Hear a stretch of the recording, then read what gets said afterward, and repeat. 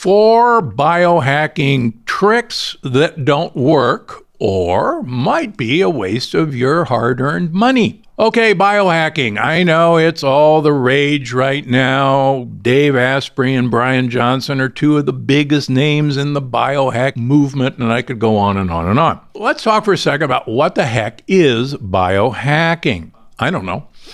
It's a really cool term, and it sounds really cool, but obviously the idea is to hack or modify your basic biologic, physiologic functions with tricks. And if you've read any of my books, you know that I'm a big proponent of a lot of tricks to modify your physiology, to modify your mitochondrial health, and I could go on and on. But biohacking seems to have caught on.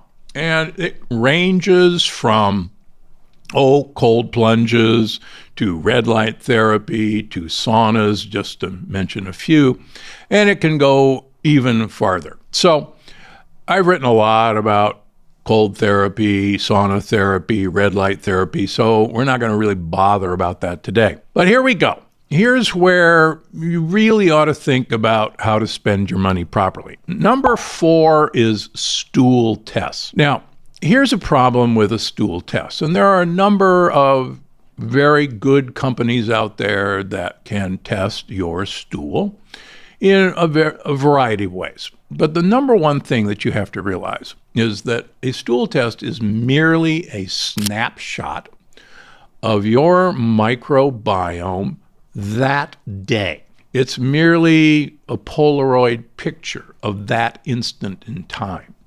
And if you've read my books or read the literature, you know that your microbiome changes dramatically from day to day, depending on what you eat and even what the things you're eating ate. In fact, very good studies have shown that changing your diet for 3 days will dramatically change your microbiome. For instance, if you adapt a completely plant-based diet for 3 days, your microbiome will change to take advantage of those plant compounds. Similarly, if you decide to go carnivore for 3 days and only eat animal products, surprise, surprise, your microbiome will change dramatically to take advantage of those particular foods that you're eating. It's kind of like you have, hopefully, somewhere around 10,000 different species of bacteria in your gut.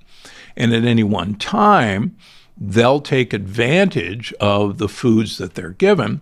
And so the guys who can ferment animal protein, if you're eating animal protein, will flourish and populate your gut, and the bacteria that take advantage of plant protein will just kind of wither away and just kind of wait their time. Similarly, if you're eating lots of plants, those guys now have something to eat and they'll reproduce.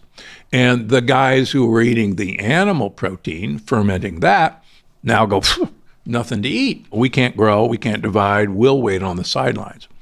So with that in mind, you've got to be really careful about what information you expect to obtain from a gut microbe test. Now, having said that, I do use gut microbiome tests in my office.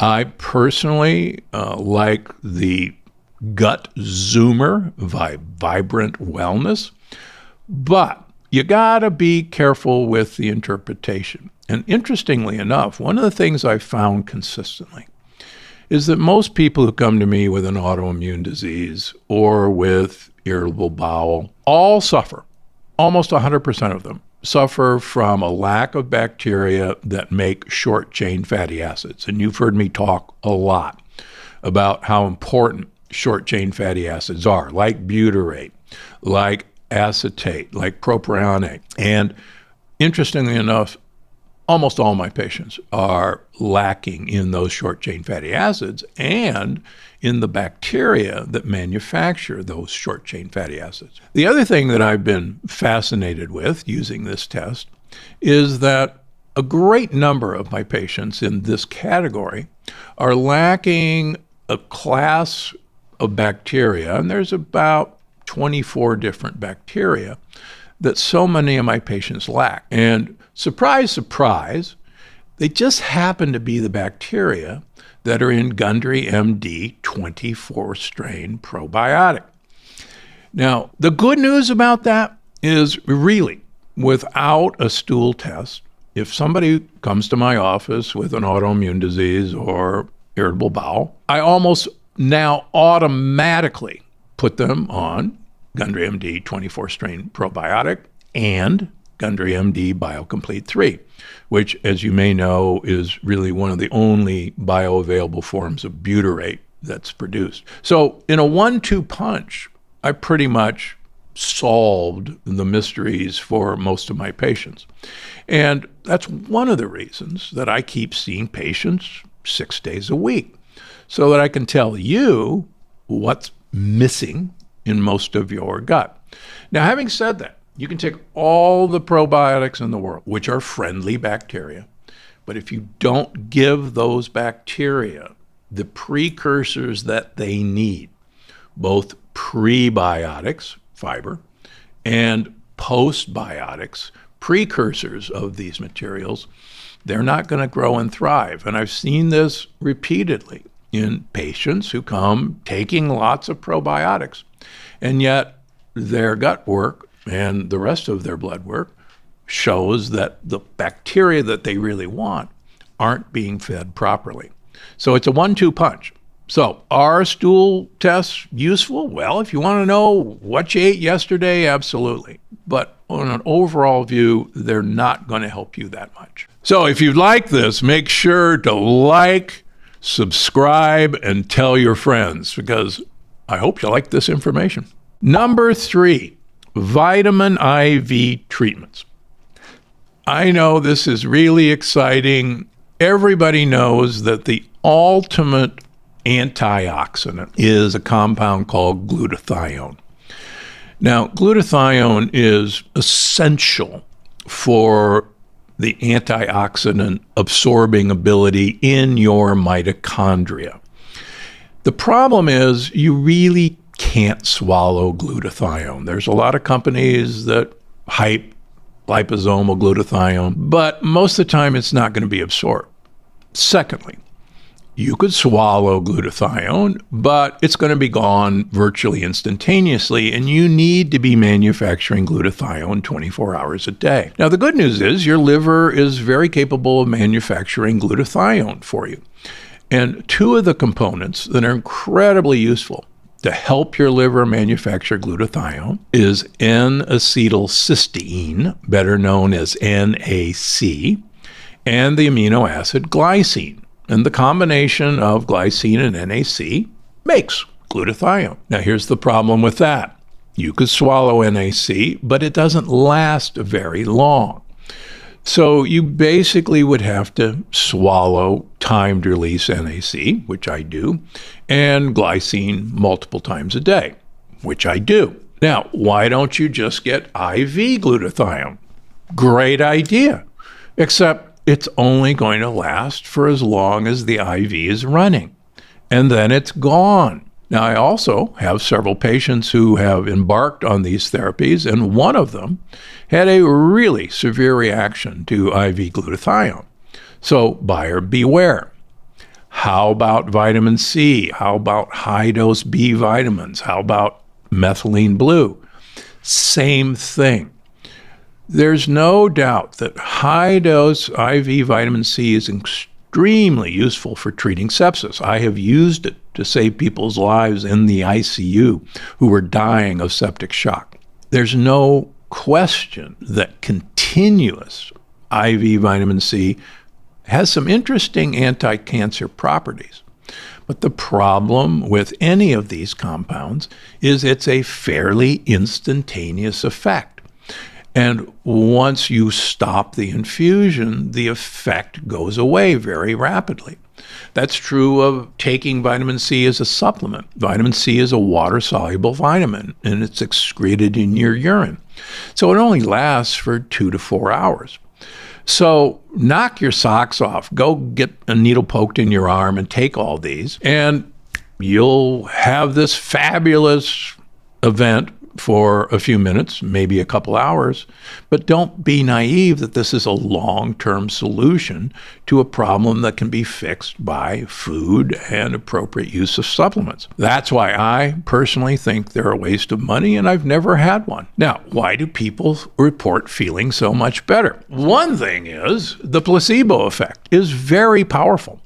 And if I'm shelling out a large amount of money and having somebody poke me in the arm, I'm going to probably feel better because I spent a lot of money and somebody poked me in the arm. And that's been shown over and over and over in human trials. The placebo effect is incredibly powerful. Now, I'm not saying that you might not feel better temporarily. That's not what I'm saying. But the effect is so short-lived.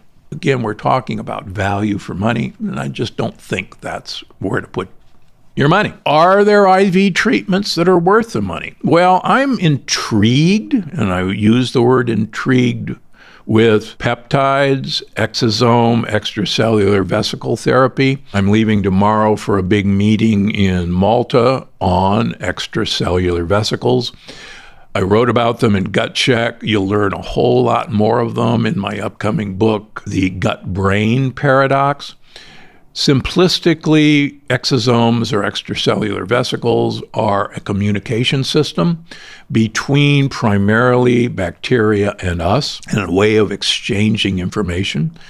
And the more we're learning about this system of communication, the more we're realizing we can harness this information for delivering literally messenger RNA, microRNA, even mitochondria, even cellular peptides to targets within us, like our own mitochondria. This is a brand new field, but there's even now 2 societies directed to extracellular vesicles. So I'll have more to report in a week. Is it ready for prime time? Sorry, absolutely not. So keep listening, folks, because I'm about to review the number one biohacking thing that is a complete waste of time. Okay, biohacking number 2, biological age testing. Now, the Kardashians have really made this popular by getting their biologic age done on their show. Now, what's the difference between chronological and biological aging? Good question. Chronological just says, okay, I'm now 74 years old, and I can't change my chronological age. Well, I could lie, as some people do, but my chronological age is how long I've been on this planet. So I've been around 3/4 of a century. Biological age tries to tell you that even though you're chronologically 74, from a biologic perspective, from a physiologic perspective, maybe you're a lot younger. For instance, this Oura Ring purports to tell me that my biologic age, my heart age, is 9 years lower than my chronological age. Now, how do they do that? They look at my VO2 max, they look at my activity, and they use a kind of a cool formula to make me feel really good about myself. I'll give you a hilarious example. The last few weeks, I have been primarily in France, hiking usually 8 to 10 miles a day in hilly terrain. And my heart rate variability, when I do that, goes sky high, which is also supposedly a really good indication that my biologic age is fantastic. Despite that, Oura told me that I lost a year in biological age doing what Oura told me was really good for me, and that my heart rate variability was now sky high, and yet my apparently biologic age dropped. I came home for the last week. I actually injured my hamstring doing something really stupid, so I haven't been walking very much. And lo and behold, when I haven't been walking very much, my heart rate variability plummeted, yet my biologic age went back up. So I don't know. The point of all this is those sorts of biologic tests are not ready for prime time. Now, what about methylation tests? Here's the problem. We turn DNA off and on by, among other things, attaching methyl groups. There won't be a test, but a methyl group is a carbon and 3 hydrogen atoms.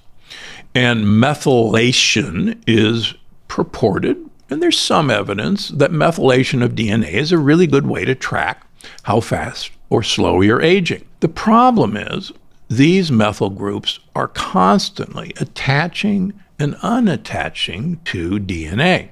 So once again, you're getting a snapshot of time of how many methyl groups were attached to your DNA at the time your test was done. If you did it 2 weeks from now, you might get a completely different snapshot of what that was doing.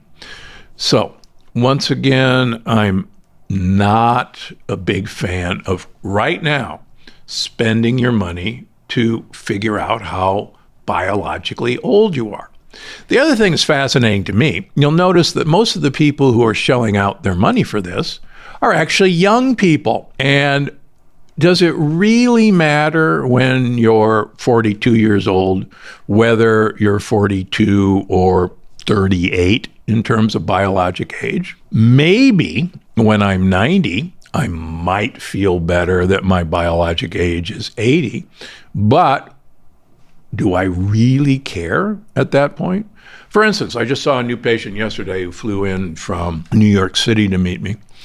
And the first thing that this person said was, "Oh my gosh, look at your hands. You're how old? 74? And your hands are so young. What the heck?" And my wife recently saw a person who recognized her from the internet. He says, "How old are you?" And my wife said, "I'm 74. He said, "There is no way you're 74. You are so much younger." So I tell you what, just show him your hands, show him your face, and don't shell out your money for these tests. Yet, I'm not saying they're not interesting, but it's not where you want to spend your money. And now I'm happy to review the ultimate biohacking scam. Number 1 on my list right now today are stem cell treatments. What? Here's the deal. I have a lot of patients who have shelled out a lot of money for stem cell treatments of various kinds. They've had autologous stem cell treatment. They've gone to Mexico or Costa Rica and had amniotic fluid stem cell treatments, placental treatments, umbilical cord stem cell treatments. As a general rule, here's what I can tell you has happened to most of them. Most of them come back feeling better, particularly stem cell treatments in a painful joint. And these treatments seem to work very effectively for 3 months, 6 months, maybe a year. But here's the point. If you don't change your underlying behavior, if you don't change your underlying gut physiology, if you don't change your microbiome diversity, if you don't heal the wall of your gut, then all those stem cell treatments will be undone because you haven't changed what brought about the need for those stem cells. And that's my problem. Now, years ago, I was approached by a major firm from Korea who wanted me to become their stem cell representative in America. And it was, quite frankly, a very lucrative offer. And I said, so we're going to use autologous stem cells. We're going to take them from people's fat, and we're going to grow them, and then we're going to inject them back in. I said, how do the stem cells know where to go? And they said, oh, that's easy. The stem cells know to go where they're needed. And I went, well, now, wait a minute. The stem cells are already in us, right? And they said, oh, yeah, absolutely. We got plenty of stem cells. And let me assure you, you have plenty of stem cells. You have huge amounts of stem cells lining the wall of your gut, just waiting to repair the wall of your gut. The point is, you need to activate your own stem cells. And I've laid out how to do that in all of my books. Your stem cells are there. They're just waiting to be turned on. And I'll give you one final trick. One of the best ways to turn your stem cells on is vitamin D and intermittent fasting. So please, at this point, don't waste your money on stem cell treatment.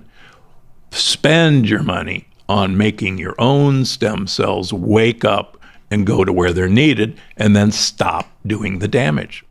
If you enjoyed this episode of the Dr. Gundry podcast, you're definitely going to want to see this one. What does that look like? It means break fast at 11 and finish dinner at 7, or break fast at noon and finish dinner at 6, or combinations.